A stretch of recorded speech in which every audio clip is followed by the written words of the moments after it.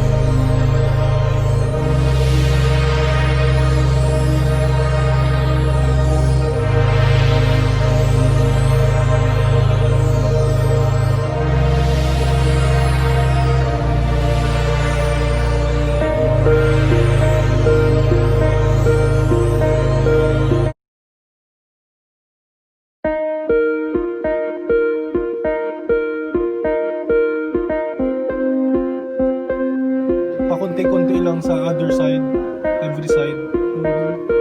Para pantay yung ano ng gasket. Yung kapit. Kapit. Yung dapat design.